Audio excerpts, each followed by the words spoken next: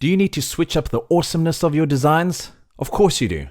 So here's 10 design hacks for you to check out.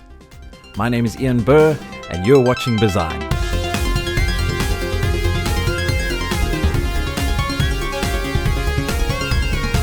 Alright, let's look at 10 design hacks for non-designers. Number 1, placing text on an image. Now the golden rule about placing text on a picture is that you always use white text. Always, always. Say it with me.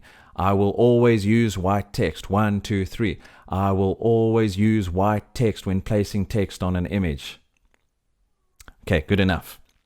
Because if you use something that's a bit dark, it won't really work. Sometimes different colors might work, but it never really hits the note the same as white text. Now I can see what some of you are thinking. You're like, but what if the background picture is white? Well, I'm glad you asked. Obviously, this looks terrible right now. So now you're thinking like, well, now is it a good time to make the text dark or a different color? No. Like I said, like you even said just now, always use white text. But in this text, you can't read it. What do we do? Well, the solution to this is by dimming down the background ever so slightly until the text is readable. And there you have white text on a white background, and it looks super pro. Number 2, space is good. Now, I'm not just talking about space like the planets and the stars and stuff, although that's good too, I guess. I'm talking space in a design is kind of like furniture in your living room. If there's too much clutter, you're not really going to want to hang out there. And it's the same with the design. If there's a busy looking design, it might be cool. It might be nice to a degree. But if there's too much clutter, you're not going to take the time to sit and read it. You're not going to enjoy it as much as you can. You want to create some breathing room for your design. So check this out. Don't write blocks of text when the design can do it for you. I did a design like this for a client recently, and they said they were very scared to do so because all they wanted to do was cram all their product features into one little design, and I suggested no, it was going to look too cluttered. So we went with a minimalistic, spacey idea, and it worked like a charm. It worked so well. Let's look at some real-world examples of how space is used in design. We'll begin by looking at the one that started it all, the famous Think Small advert by Volkswagen in 1959. This advert literally changed advertising forever. And we can see it today in things such as Apple's branding. They use a lot of white space, empty space to convey their clean and minimalistic and intuitive branding. We see things like Lay's and Tabasco. When there is space, the eye has something to lock onto instead of searching around the design. Number 3, keep fonts in the family. What do I mean by that? Like I keep saying, fonts to design is like wearing clothes to an occasion.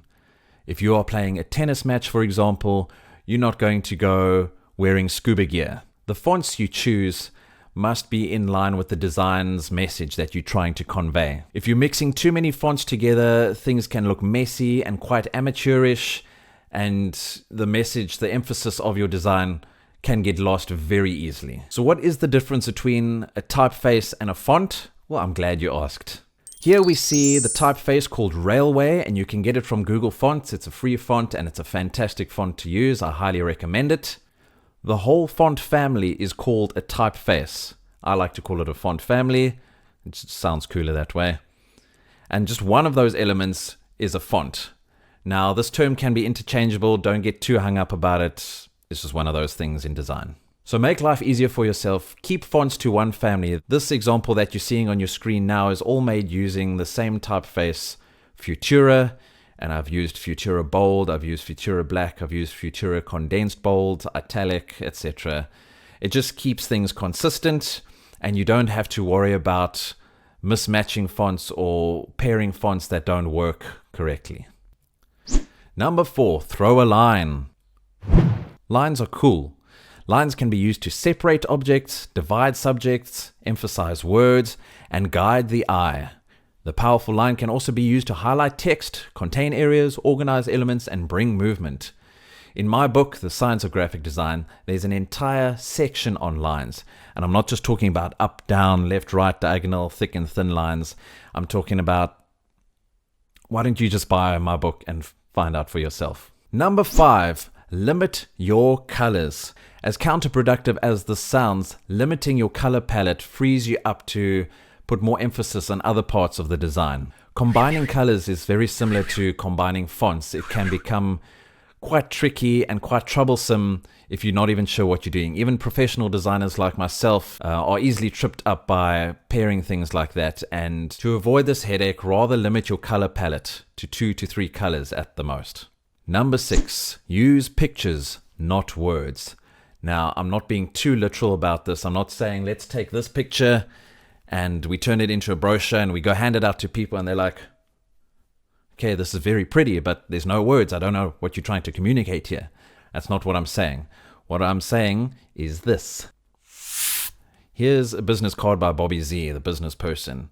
And there is his website, his email address, his phone number, his Facebook page, etc. Now, while this is not a bad business card, it's not a very memorable one either. Text is good if you're writing a novel or a movie script, but that's not what we're going for here. You want to introduce visual elements. Information relayed visually is retained 65% better by the human brain.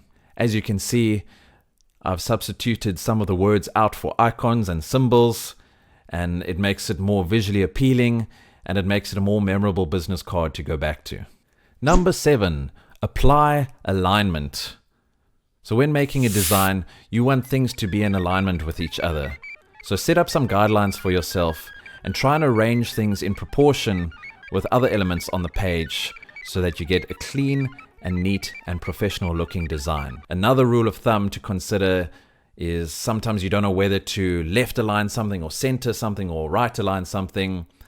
The rule of thumb for this, for what I use, if 50% or more of the design is already center aligned, center align everything. If more than half of the design is right aligned or left aligned, stick with that. It'll maintain consistency and everything will be aligned accordingly. Number 8, contrast everything. Say it with me. I will contrast everything in my designs. Well then. Contrast colors, contrast fonts, contrast space, contrast busy with simple, contrast light with dark, contrast everything. Number 9, play with scale. The size, the scale, the proportion of elements in a design can be used to convey many different things. Large elements tend to come forward, whereas smaller elements tend to move back, creating a sense of depth to the design. Scale also determines where the eye will go. So why not use scale to emphasize and create hierarchy? Number 10, be consistent. If you are regularly posting, you can maintain brand or image consistency by having go-to colors, shapes, or fonts that you can mix up from time to time. If people compare a design you made in July to a design you made in December, and there's a strong correlation between the two, then you have successfully maintained your brand consistency. If you have any questions or comments, post them down below. My name is Ian Burr and you're watching Bizign.